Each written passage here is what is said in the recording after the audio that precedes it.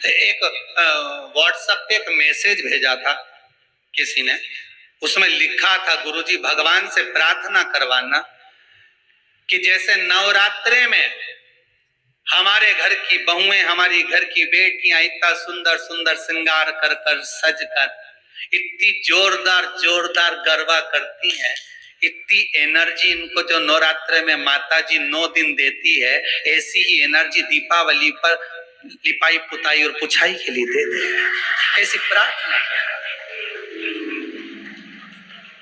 नवरात्र में इतनी एनर्जी इनमें आ जाती है कि डंडा ले लेके ये एक पाँव वहां एक पाँव वहां, बस भगवान से प्रार्थना करना गुरुदेव की ऐसी एनर्जी हमारी बहु बेटियों में भगवान दिवाली तक ऐसी दे दे कि सारे डब्बे पोंछ पोंछ के धर दे। घर में जितना भी झाड़ू पोछा है ये अच्छी टेबल पे चढ़ी यूं मार समझ ले गरबा ही खेल रही। ये बोल दो फिर पेंट में फिर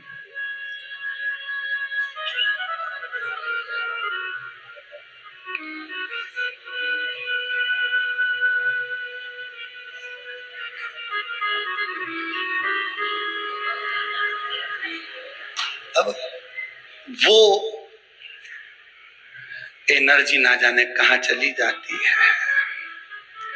9 दिन के बाद अगर सास कह दे कि बेटी उधर से झाड़ू लगाती लगाती लिया और सारे रसोई घर के डब्बों को निकाल के धो के पोंछ ले, उतने में तो 4 दिन से तो मेरी कमर ही दुख रही है, एनर्जी खत्म। परसों की बात है, माता जी आकर बोली थी गुरुजी मेरा शरीर बहुत कांपता है, शरीर इतना कांपे मैं घर से लोटा पानी का भर के ले जाऊं तो वहां जाके पूरा खाली हो जाए। अब आप बताओ शंकर जी पानी कैसे चढ़ाऊं? हमने भी सोचा बड़ी गजब की बात है। अब शिव पुराण में लिखा है कि वहीं का लोटा वहीं का पानी वहीं के शंकर को चढ़ाओ तो पुण्य नहीं मिले, इसलिए घर से ले जाओ, और अगर वहां का चढ़ाओ तो कुछ 1-8 रुपया पानी का जो भरा होगा, जिसने जिसने मजदूरी करी होगी, जिसने लाया होगा, तो वो पहले दान पेटी में डाल, उसके बाद चढ़ा। तो हमने कहा माता जी ये काम करो तो मंदिर में से पानी भर लिया कर। अरे गुरुजी भरने को तो भर लूं, पर आपने कहा था थोड़ी सी दक्षिणा चढ़ाओ, मेरे पास तो इतना भी नहीं है कि मैं दक्षिणा चढ़ाऊं, आप बताओ लोटा कैसे लेके जाऊं? हमने मन में सोचा हमें ही मिले ऐसे प्रश्न। अब हमने कहा एक काम करो, तुम मंदिर मत जाओ, तुम तो घर में रहो, भगवान का भजन करो, श्री शिवाय नमस्तुभ्यं जपती।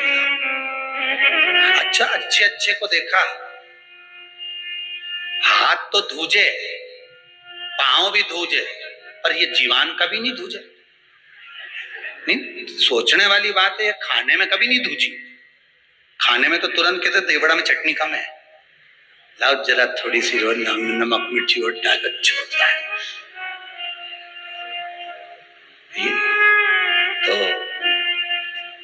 कहा मां घर में रहो, श्री शिवाय जपते रहो। कहा गुरुदेव इससे क्या होगा? हमने कहा बस यही है, घर को अगर तुमने मंदिर बना लिया और घर में ही बैठकर जप लिया, एक दिन स्वयं शंकर जी आकर घर में खड़े होकर कह देंगे ले मुझ पर जल चढ़ा दे, शिव खुद आ जाएगा, उसको ढूंढने जाने की जरूरत नहीं पड़ेगी। गीता जी में भगवान कृष्ण कह रहे हैं कर्म प्रधान है, कर्म करोगे फल की इच्छा मत रखना, मैं आऊंगा खुद देकर चले जाऊंगा। पर आज के जमाने अभी नवरात्रे गई, ना जाने कितना कितना लोग कहां गया होगा, ना अगरबत्ती लेके नरियल लेके, कोई यूं घूमे, कोई यूं घूमे, कोई उच के, कोई इधर से उचक के उधर बैठ जाए, कोई उधर से उधर, तो लोग उनकी के साथ बस ऐसी कृपा कर दो, धन मिल जाए, ऐसी कृपा कर दो, कहीं से बारिश हो जाए पैसे की। तो भगवान की गीता जी में कहते क्यों कि कर्म करो फल की इच्छा मत करो। भजन करा नहीं, भजन किया नहीं, फल की इच्छा करो। 4 देवरानी जेठानी है, एक जेठानी के घर में लड़की हो गई, एक जेठानी के घर में छोरा हो गया। हमें प्रसन्न होना चाहिए। अगर बेटी हो गई तो अधिक प्रसन्न होइए, और बेटा हो गया तो थोड़ा कम प्रसन्न होइए। बेटी के होने पर प्रसन्नता 4 गुनी होना चाहिए, और बेटे के होने पर प्रसन्नता थोड़ी सी कम होना चाहिए। कारण बेटी 2 कुल को तारती है, बेटा 1 कुल को तारता है। ये जितनी पूर्णिमा के व्रत हैं, जितने 12 महीने जो पूर्णिमा पड़ती है, पूनम पड़ती है, ये भले दुनिया के लोग कह दें कि ये भगवान राधा और कृष्ण से संबंध रखते हैं, सीता राम जी से संबंध रखते हैं, राम और कृष्ण से संबंध रखते हैं, पर इनका यदि सही संबंध समझा जाए, इनके सही संबंध का यदि स्मरण करा जाए, इनके सही संबंधों का यदि वर्णन किया जाए, तो शिव और चंद्रमा के जो मिलन का केंद्र बिंदु है वही पूर्णिमा है। आगे अपन 12 महीने की जो पूर्णिमा की कथा है उसको श्रवण करेंगे।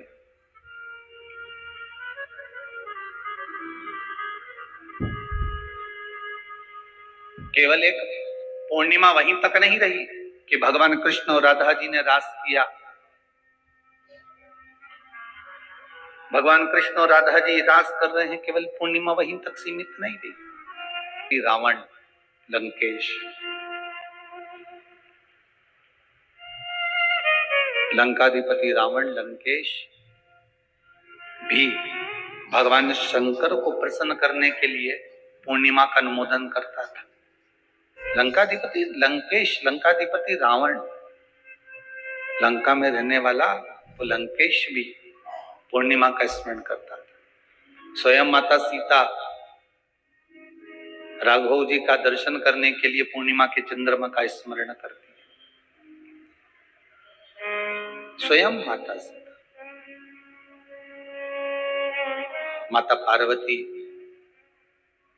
चंद्रदेव को देखकर बार बार स्मरण करती है शिव की भक्ति का। आप और हम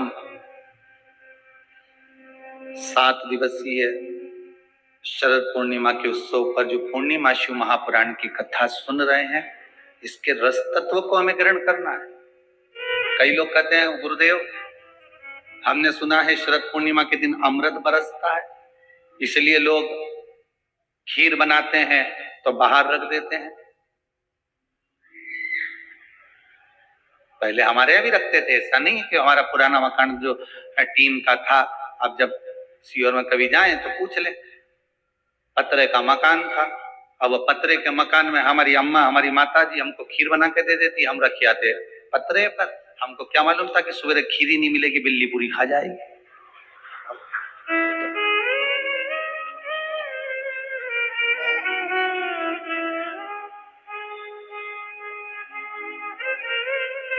अब पहले ऐसा महसूस होता था कि हो सकता पड़ोसी पतरे पे से कूद कर आ गए हो, पर वो तो बाद में मालूम पड़ा कि बिलैया खा गई है। अमृत बरस रहा। तो शिव महापुराण की कथा कहती है केवल एक अमृत की बूंद है क्या? तो कहा शरद पूर्णिमा के दिन जो आप, हम, संपूर्ण विश्व के लोग, संसार के लोग जो भगवान का भजन करते हैं, रात्रि के समय पर जो भगवान का स्मरण करते हैं, भजन करते हैं, कीर्तन करते हैं, मंत्र जाप करते हैं, नाम जाप करते हैं, यही तो वो अमृत है। मेरे राम कहते हैं कि जाओ लक्ष्मण, एक बार विद्वान इस लंकाधिपति रावण के चरणों में जाकर पूछो जरा कि क्या चाहता है, उसकी इच्छा क्या है। थोड़ा ज्ञान की बातें करिए आप। लक्ष्मण जी गए और रावण के पास में सिर के पास जाके खड़े हो गए। रावण ने देखा कि लक्ष्मण आए तो रावण ने अपना मुंह फेर लिया इधर। अब इधर मुंह फेरा तो लक्ष्मण जी को गुस्सा आ गया। लक्ष्मण जी दौड़कर फिर भैया के पास में गए। क्या भैया, कहा भेज दिया आपने उस रावण के पास में, लंकाधिपति के पास में, इतना अहंकार उसको कि मुझे देखकर उसने मुंह फेर लिया। तो राम जी ने कहा लक्ष्मण एक बात बता, गुरु जी के पास ज्ञान लेने जाते हैं तो उसके चरणों में बैठते हैं, उनके सिर पे बैठते हैं? लक्ष्मण जी बोले उनके चरणों में बैठते हैं। तो तू रावण से ज्ञान लेने गया था तो चरणों में खड़ा था कि सिर पे खड़ा था? लक्ष्मण बोले मैं सिर के पास खड़ा था। राम जी बोले अब चरणों में जाके खड़े, जाओ चरणों में जाओ। और रावण के चरणों में जैसे लक्ष्मण जी गए, तब रावण ने लक्ष्मण जी को बुलाया और बुलाकर कहा, लक्ष्मण जी ने पूछा आपकी कोई अंतिम इच्छा हो, प्राण छूटने वाले, आपके प्राण जाने वाले हैं, नाभि में अमृत सूख चुका है, बाण लग चुका है, आप मरने वाले हो, कोई आपकी इच्छा हो तो जरूर बताना। रावण मरते मरते भी एक सत्कर्म करते हुए चले गया। शायद दुनिया के लोग उसका वर्णन करें चाहे नहीं करें, पर पूर्णिमा शिव महापुराण की कथा आज ये अवस्थी परिवार, भोपाल सरगुप्ता परिवार छत्तीसगढ़ से करा रहा है। तो इस प्रसंग को अपने जीवन में उतार कर रखना कि मरते मरते रावण एक सत्कर्म कर कर चला गया और लक्ष्मण जी से कहकर चले गया कि हे लखनलाल, मेरे राघव जी से विनती करना, मेरे राम जी से विनती करना कि मेरे जितने राक्षस मरे, ये तो मेरे राम जी और लखनलाल जी और उनकी सेना के द्वारा मरे हैं। जो राम की सेना के द्वारा मरे हैं, या राम के द्वारा मरे हैं, या लखनलाल जी के द्वारा मरे हैं, उनके द्वारा मरे हुए मेरे सारे राक्षस तो उनके हाथ से मर मर के बैकुंठ चले गए, पर इतने सारे बंदर ये हमारे हाथ से मरे हैं, इनको बैकुंठ मिलेगा क्या जो हमारे हाथ से मरे? तो लखनलाल जी आप राघव जी से विनती करना कि मेरे प्राण आज दशहरे पर छूटे हैं, पर पूर्णिमा तक इंतजार करना, मेरा अंतिम संस्कार तब करना जब ये बंदरों को भी कुछ अच्छा पद प्राप्त हो जाए, इन बंदरों को भी अच्छा पद प्राप्त हो जाए। रावण का शव पड़ा रहा, मंदोदरी बिलखती रही, रोती रही, विभीषण बात और संवाद राम जी से करते रहे, पूर्णिमा तक पड़ा रहा। तब अंत बिंदु क्या हुआ? जब पूर्णिमा का चंद्र आया, तब राघव जी ने कहा, ए चंद्रदेव, आप शंकर जी के मस्तक पर विराजमान हो, कृपा करो, इन रावण के साथ वालों का उद्धार तो मेरे हाथ से मरते से ही हो गया, बस इतनी कृपा और कर दीजिए कि आपकी चंद्रमा की अमृत की बूंद इन बंदरों पर गिरा दीजिए, जिससे ये पुनः जीवित हो जाए, इनको अमृत तत्व मिले। ये भक्ति का तत्व, ये भक्ति का तत्व। रावण के तब अंतिम संस्कार। अब सोचिए, जाते जाते भी भलाई का काम करके जाते हैं, और आज के जमाने में व्यक्ति जाते जाते भी पूरे झगड़े का काम करके जाता है। लिख के जा रहा हूं, ये मेरे शरीर को हाथ नहीं लगा, ये मुझे छुए नहीं, तो पांव नहीं धरूंगा तेरे यहां, और तेरा मुंडा नहीं देखूंगा, और मैं तेरे यहां आऊंगा नहीं। अच्छा, तुम जैसे संसार के लोगों से लड़ाई करोगे तो मैं तेरे यहां आऊंगा ही नहीं, ऐसी लड़ाई एक दिन तुम महादेव से कर लो कि मैं तेरे यहां आऊंगा ही नहीं, तो महादेव के नहीं आएगा तो बांध के लाएंगे, और आना तो पड़ेगा। ऐसी लड़ाई तुम कर लो भगवान से कि मर जाऊंगा और तेरे यहां नहीं आऊंगा। संसार के लोगों से लड़कर तो कह सकते हो कि मैं तेरे यहां नहीं आऊंगा, झगड़ा कर लिया, लड़ लिए, बोल दिया, अपशब्द ताने कर दिया, पर भगवान से लड़कर कह दे तो कम कि हम तुम्हारे यहां नहीं आएंगे, जाओ तुमसे जो बन जा कर लो, जाओ कर लो। गुल्लक किस किस के यहाँ पर गुल्लक? बच्चे लोग जो पैसा डालते हैं, है किसी किसी के यहाँ? आप लोगों क्या जितने लोग आस्था पर कथा सुन रहे हैं, एक छोटे से बच्चा, छोटा बच्चा एक गुल्लक तैयार करता है, उस गुल्लक में रुपया डालता जाता है, पैसा डालते जाता है, गुल्लक में रुपया पैसा भरते जाता है, पैसा डाल रहा है, रुपया डाल रहा है। पर विचार करिएगा, एक दिन गुल्लक को अहंकार आ जाए कि जितने रुपए डले हैं सब मेरे, बोलो सही बात है? ये गुल्लक के हैं क्या है? और एक दिन गुल्लक को अहंकार आ जाए कि जितना रुपया डाला ये सब मेरा है, इसमें जितना पैसा पड़ा सब मेरा है, और गुल्लक को अहंकार आ जाए, और एक दिन कहीं का व्यक्ति आए और छोरे ने जो गुल्लक उठाई उनके दो दोचा फेंका, पैसा सब निकल के बाहर आया। तब गुल्लक को समझ में आया कि जब तक मैं फूटी नहीं, जब तक मुझे फोड़ा नहीं, जब तक मुझे तोड़ा नहीं, जब तक मैं टूटी नहीं, तब तक ये धन मेरा था।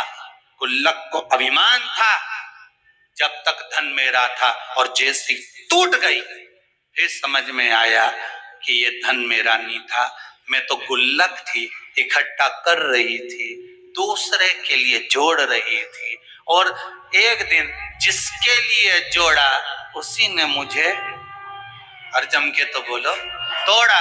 मैंने जिसके लिए जोड़ा उसी ने मुझे तोड़ा, और तोड़ा तो मैंने जिंदगी भर इसी के लिए जोड़ा था, मुझे छोड़ना पड़ेगा, देना पड़ेगा। गुल्लक की कथा नहीं, अपन सब की कथा है। जैसे गुल्लक में 5-5 रुपया, 2-2 रुपया, 10-10 रुपया, 50-50 रुपया, 100-100 रुपया, 1000-1000, 2000, ये सब जोड़ जोड़ कर जो हमने रखा गुल्लक में, उसी तरह हम गुल्लक की तरह हैं। एक छोटा सा फ्लैट है, खरीद लो, थोड़ा सा बना लो, किसके लिए? बच्चे बड़े होंगे उसमें रहेंगे। गुल्लक की तरह हम भी जोड़ रहे हैं। साड़ी मिली माई कैसे? नहीं पहनी, अच्छी थी, बेटी के लिए रख दी, और अच्छी थी, बहू को चढ़ावे में चढ़ा देंगे।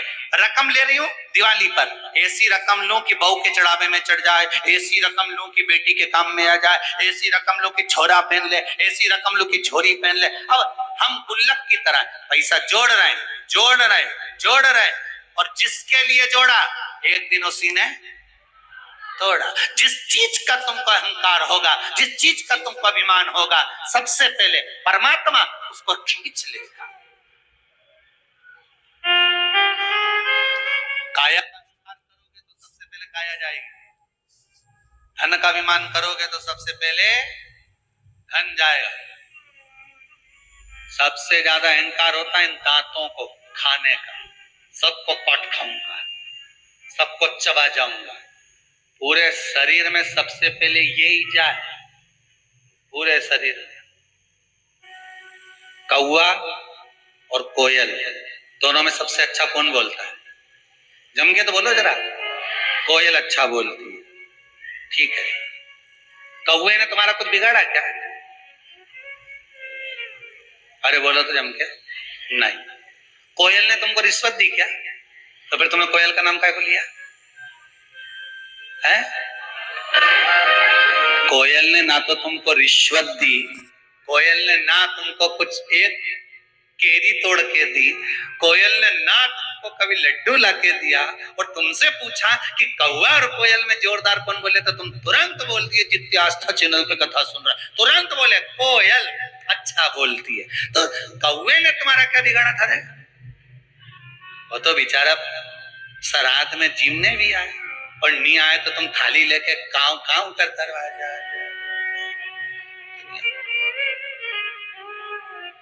इसके बाद भी तुम्हारा पितरों के नाम से आए जिमने, तो भी तुम्हारे मुंह पे नहीं आया कि कौवा अच्छा बोले। तुम्हारे मुख पे आया तो एक ही बात आई, ने कोयल अच्छा बोले। ना कोयल ने तुम्हें रिश्वत दी, ना मोती दिया, ना लड्डू दिया, ना पेड़ा दिया, ना कपड़े दिलाए, ना एक बार कभी दिवाली पे घूमने गई तुम्हारे साथ। ना वो कोयल कभी तुम्हारे को शॉपिंग मॉल में लेके गई, कि कभी एक आध बार हैंडसेट दिला दिया, मोबाइल दिला दिया। इसके बाद भी तुम्हारे मुख पर नाम आया तो कोयल का आया। कौवे ने तुम्हारा कुछ बिगाड़ा? कभी कौवे ने गाली दी, अपशब्द बोला हो, कभी तुम्हारे लिए आड़ा टेढ़ा करा बोला? कभी नहीं।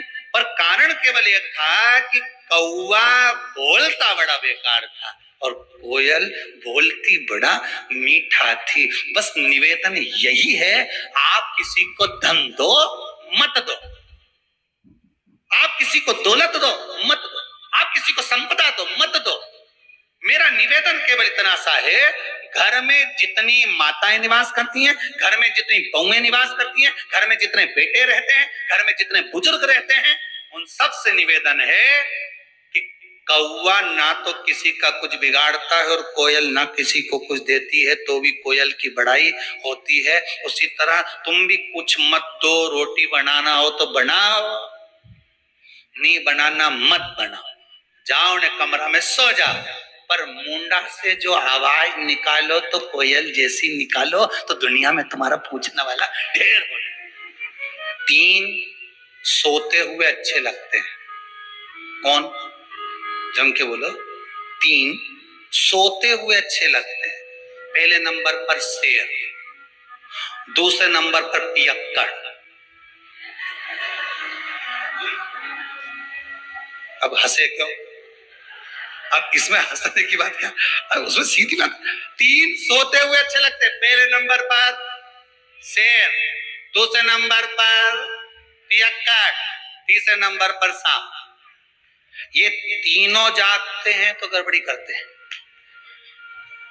इसलिए ये तीनों जितने सोते रहते हैं इनको देखकर सोता रहे भगवान, सोता रहे। जंगल में शेर सोता रहे तो तुम्हारा कुछ बिगड़े? अरे बोलो बोलो ईमानदारी से। और अगर शेर जग जाए तो बिगड़े ही बिगड़े, फिर तो सुधरेगी। और दूसरे नंबर पर पियक्कड़ सोता रहे, तब तक भगवान इसको थोड़ा सुना देगा। और जो पियक्कड़ उठा फिर तो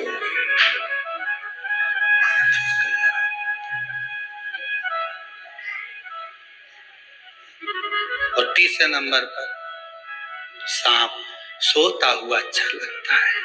कोटर में भरा रहे, एक छिद्र में पड़ा रहे, सोया रहे, अच्छा। और सांप जब जग जाए तो बिना पुंगी के भी पुंगी बच जाए। ये 3 सोते हुए ये जगह इनने गड़बड़ी करी, ये गड़बड़ करेंगे, इनको सौंप दो। अभिमान जब आया, कहा तो एक कहा वो पाप कर्म में लिप्त था। माँ ने कहा बेटा कभी पुण्य भी कर लिया कर। कोई पुण्य नहीं करूंगा, मैं तो करना ही नहीं कोई पुण्य, मैं तो पाप ही करूंगा। एक दिन माँ उसको कहीं ले गई गुरुजी के दरवाजे पर, और उसने जाकर गुरुजी के दरवाजे पर भी खूब पाप कर्म करा। किसी को गाली दे, किसी को अपशब्द कहे, किसी को ताने दे, पूरे मोहल्ले का कचरा लाके गुरुजी के आश्रम में डाल दे। तो गुरुजी भी बड़े परेशान, कहां से लिया है इसको। फिर भी गुरुजी बोले ठीक है। अब वो जाने लगा। जाते जाते गुरुजी ने बहुत सारी बात एक दिन उसको लकड़ी तोड़ते समय कह दी। तोड़ते तोड़ते लकड़ियों को उतारते उतारते गुरुजी ने उसको बहुत सारी बातें कही। तो गुरुजी ने उससे पूछा मैंने जो कहा तूने सुना? तो पापी जो जीव था वो बोला काय को सुनूं, मैं मेरी माँ को कह के आया था, एक शब्द नहीं सुनूंगा तुम्हारा। गुरुजी ने कहा नहीं सुना? नहीं सुना। अरे नहीं सुना तो क्या हुआ, परंतु अब तो सुन ले। क्या? कल शाम को 4 बजे तू मर जाएगा।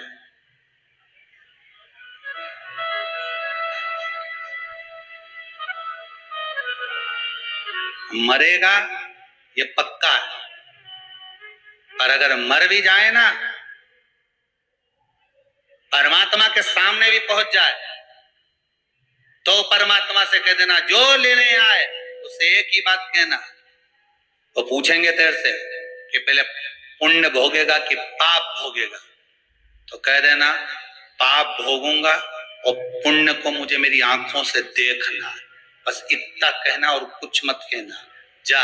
अब इसको तो लगा कोई गुरुजी कोई सत्य बोलेंगे कि मैं 4 बजे मर जाऊंगा, और जैसे ही 4 बजे दूसरे दिन तो निपटी गया, मर गया। मरकर यमराज की कैद में गया तो यमदूतों ने ले जाकर इसको यमराज के सामने खड़ा करा। यमराज ने कहा बता पुण्य भोगेगा कि पाप भोगेगा?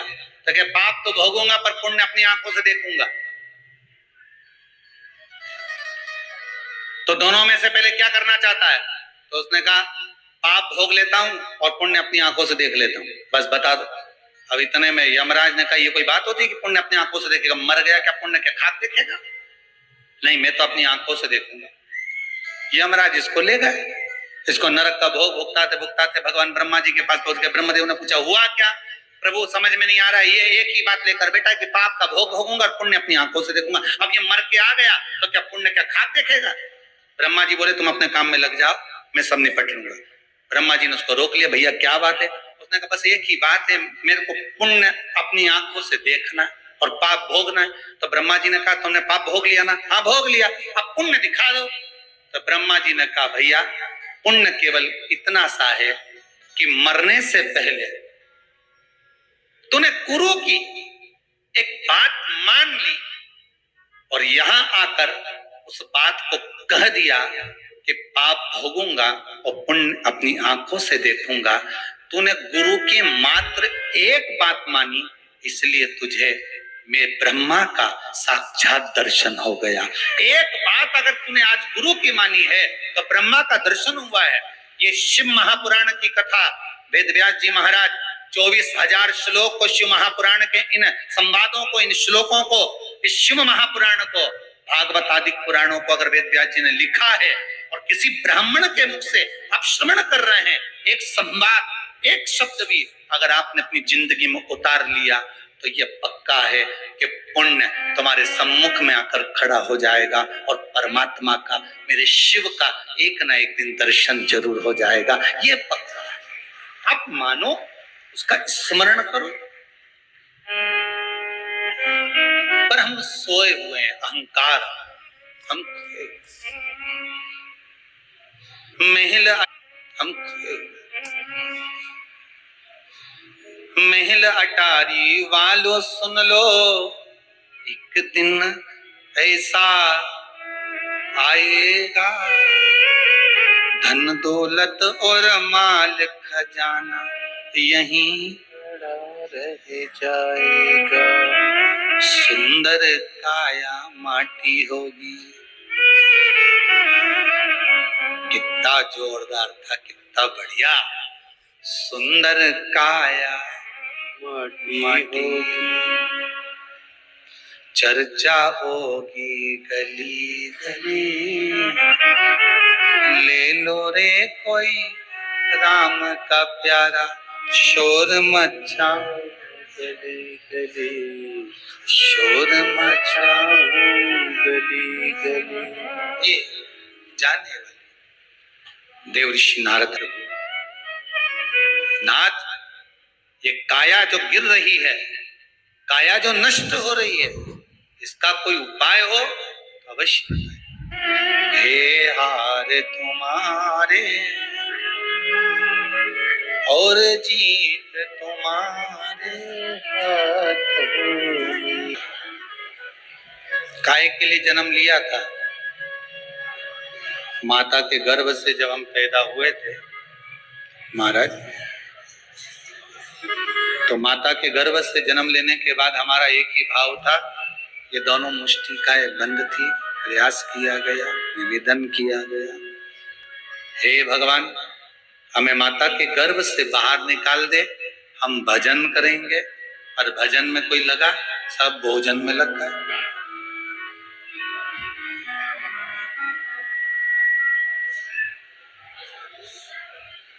चाबी ढूंढने निकले थे, अलमारी के पीछे चाबी ढूंढ रहे थे, मालूम पड़े छिपकली मिल गई। ढूंढ क्या रहे थे? चाबी। पकड़ाई में क्या गई? दुनिया में कोई व्यक्ति ऐसा है जो छिपकली ढूंढेगा कि छिपकली पकड़ेगा? अरे बोलो तो सही। वो क्या ढूंढ रहा था? चाबी। मिल गई छिपकली। यही जीवन है। ढूंढने आए थे भगवान का नाम, ढूंढने आए थे भगवान का भजन, ढूंढने निकले थे इस आत्मा की शांति हो, आनंद की अनुभूति हो, आनंद ढूंढने के लिए निकले थे। मिला?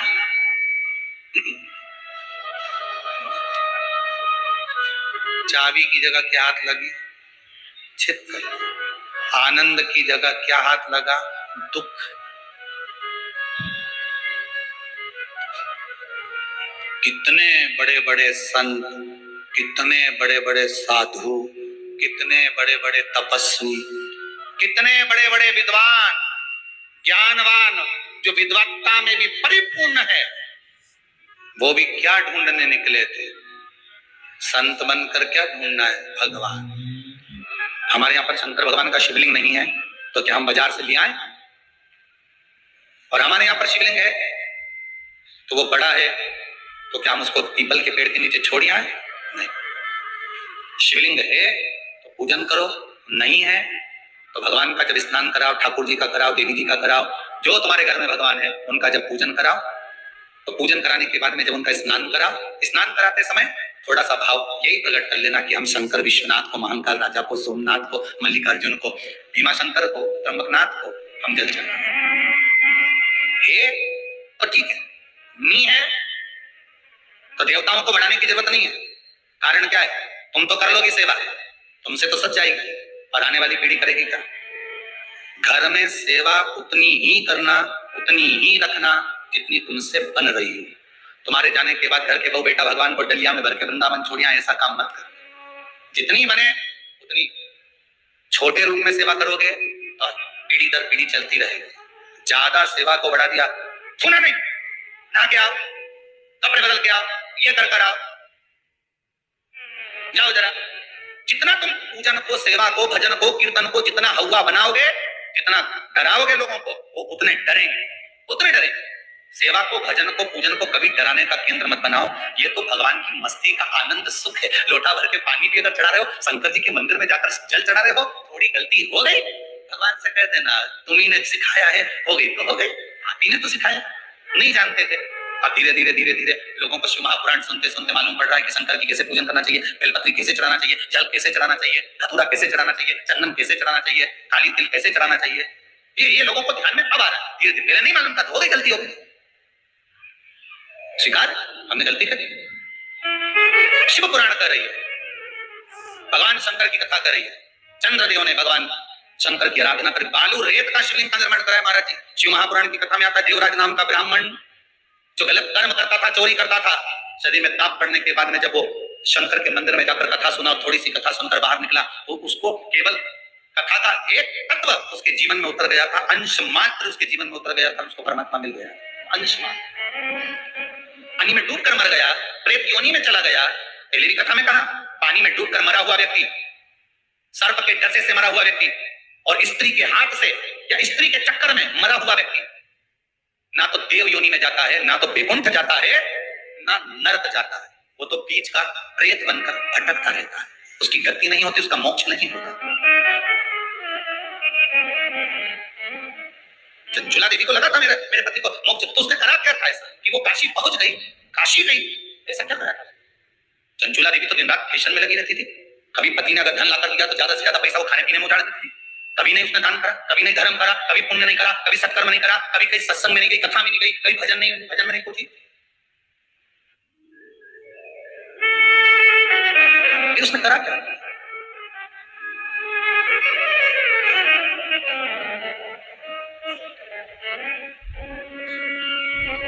बचपन में किया गया कर्म व्यक्ति को कब प्राप्त होता है, ये चंचुला देवी की कथा कर रही। चंचुला देवी की कथा कर रही। चंचुला देवी की मां भोजन का जब निर्माण करती थी, ध्यान दीजिएगा जरा, बहुत सुंदर संवाद है, शायद आप भी अपने बच्चों को इस चीज के लिए डांटते हो शायद।